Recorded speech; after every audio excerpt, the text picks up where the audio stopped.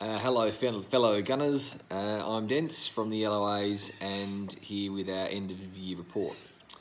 This year we had very high hopes for the season after finishing second. Last year we lost in the grand final and thought that we would go one better this year.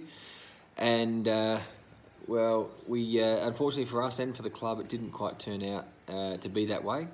We had enormous troubles, especially early in the season, fielding a team of any consistency and any depth, and that became a problem. We had any number of excuses as to why people couldn't play. We had guys who said they had work commitments, they had family commitments, they had medical procedures. We had one of our regular players, who shall remain unnamed, decided that he didn't think there would be a game of cricket on a Saturday in February if he was to get married on that particular day. So that didn't play that well into the team that week. We had another player say that he couldn't play because it was a mate of his wedding anniversary. So he was unavailable as well. If you want to private message me, I'm happy to give you names. Anyway. Which was, it was tough. It was tough to get momentum when you haven't got the same 11 guys, or even 9 or 10 of the same 11 guys each week. As a result, we lost our first 7 games, and some of the losses pretty early on were brutal. We lost twice in a row by 10 wickets, which is it's a first for me as far as our team goes. We've had a couple of 10-wicket wins in the last couple of years, but not a lot of 10-wicket losses, and so it was pretty tough to swallow and hard to get enthusiasm around the club and around the team when you're getting pumped. But anyway, after those first 7 games or whatever it was that we lost, we sort of found some momentum. We lost the game to Adelaide Uni. We only just lost, and they were a really good team. We really pushed them, and give or take one catch or just one little thing, we won the game. And that was just before Christmas. We thought, no, we're on here, and then we won, I think, 3 of our next 4.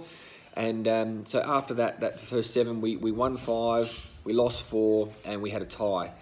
So the back end of the season was pretty solid without being outstanding. But yeah, the start of the season really set us back to begin with.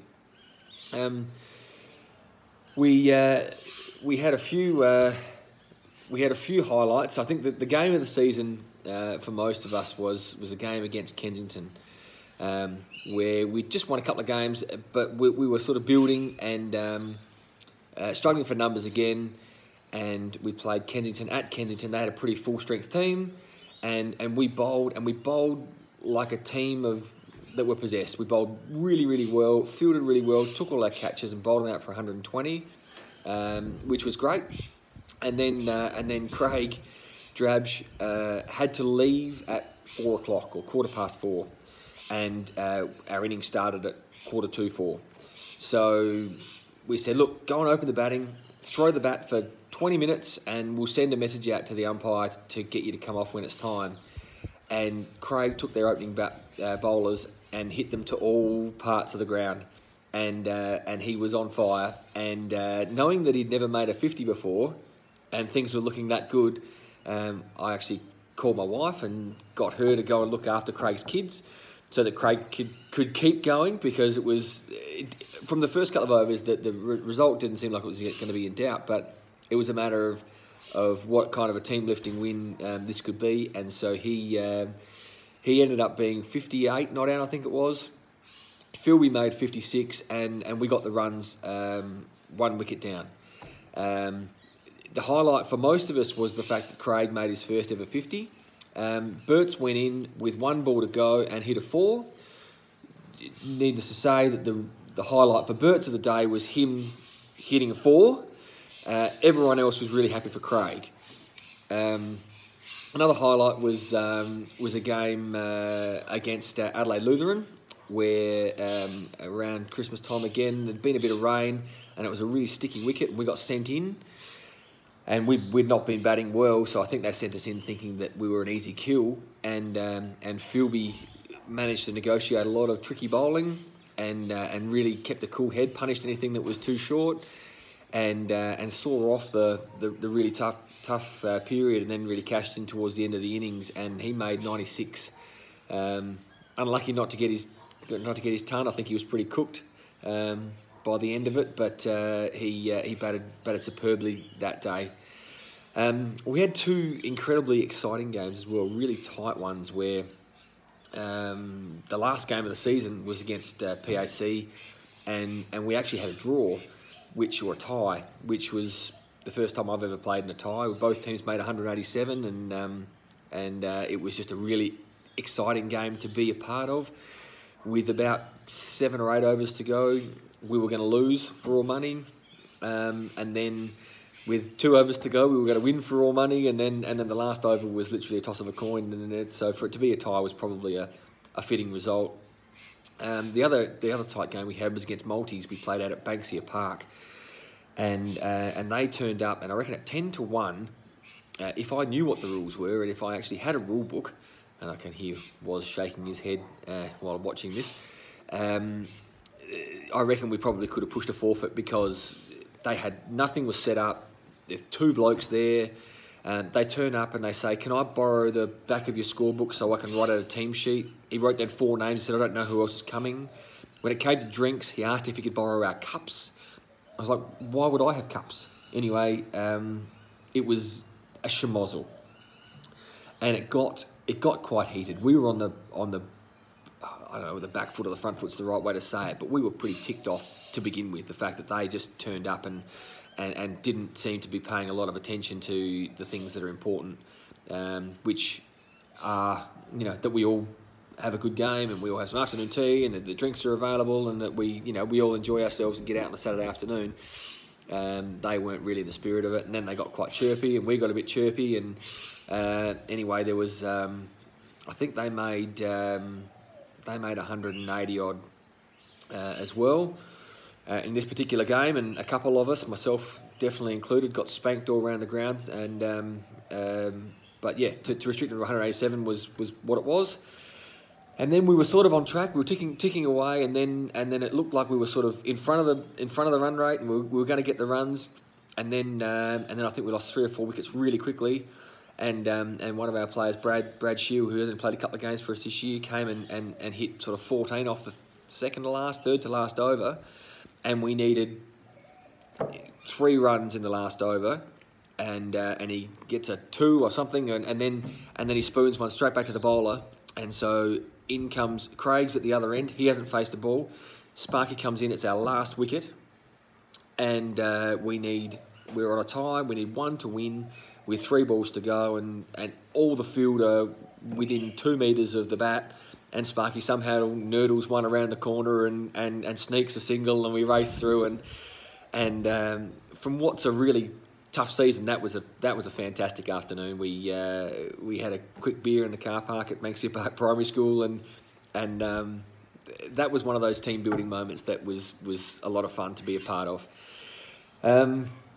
Yeah, so anyway, look, the long and the short of it is that we got relegated this year, which is disappointing. It came down to the last game, but it probably didn't really. It probably came down to the first 7 games. If we won 1 or 2 of those, then we probably we're not even in the contention for relegation. But anyway, that's what happened. So we had some good contributors this year again, as with the bat, as is always the case. Uzi had his time in the sun. Paulie Simmons had his time in the sun. And Craig obviously got a 50, and there were contributions far and wide, but this year with the bat averaging 29, he made 351 runs. Was Phil Stockwell. So congratulations, mate, on winning the batting trophy this year. I've got your trophy over here. That the club didn't have time to make up the award, so there you go, mate. There's your batting trophy for the year. Congratulations. And now we move on to the next award, which is the bowling trophy. So, I'm not really sure how to do this, but anyway, Jumbo came second in the bowling trophy. He got 22 wickets at an average of 14, and I got the batting. No, I didn't get the batting. I got the bowling trophy with 29 wickets at 14 per wicket. Now, here's the bowling trophy. all those ones. There you go. Oh, I seem to have lost myself there somehow. There we go. So look, that's the long and the short of our year. We did have fun. We had a struggle. You know, the difficulty in finding players can sap the energy and the fun out of a game. We had one particular game where we had a fully grown man play his first ever game of cricket, and that's a challenge. That's a challenge to negotiate that when you've convinced someone the night before at a pub at 2 a.m. that they're going to play in your team tomorrow and they're going to get a good go, and then we were throwing this guy some balls before he went out to have a bat at number 6, mind you, because he wasn't going to get a bowl, so you've got to give him a go somewhere. And you know when your family have a picnic and there's a game of park cricket going on, and then someone riles up Grandma and says, "Grandma, come on, your turn to have a bat," and everyone stands around and you watch Grandma hold the bat and have a crack, and honestly, Grandma would have had a better chance of hitting the ball than this guy, which is really tough to say to someone when they're about to go out and face relatively swift bowling. And it didn't last long, but he didn't die, so that was certainly one of the positives to take from that day. But so what I would hope for from our team for next year and from our club for next year is that that we can move forward and get to a stage where there's some competition for spots, and rather than you know, I'm getting a phone call or a text message from Jono saying I need that player back or I need someone else, that I'm getting the phone call saying that, sorry, there's 2 guys for you and we've got to find them a game, and you've got to make way for these players, because I think that adds to the health of the club, and I know Lukey's spoken about that already, and I think that sort of thing flows down. So however that looks next year, I think that's something that we need to sort of strive towards. On behalf of myself and our team and the LOs, thank you very much to the club as a whole, and most specifically the committee and Unley for all the work that you guys do to make sure that we can go out there and have a hit and a bowl each week, because we do really enjoy it, and it's our time out, and so thank you for everything that you do to make sure that we can go out and do that. So thank you very much for all of your help behind the scenes, and we will see you a bit later on, because as Benny alluded to, he won't be captaining his team next year, and I'm fairly adamant that I'm not going to be captaining our team next year. So keep your eye out on I think it's seek.com. There will be a job advertisement up very shortly. So maybe stay tuned to this station, and you can see that advert. All right, we'll see you soon, guys.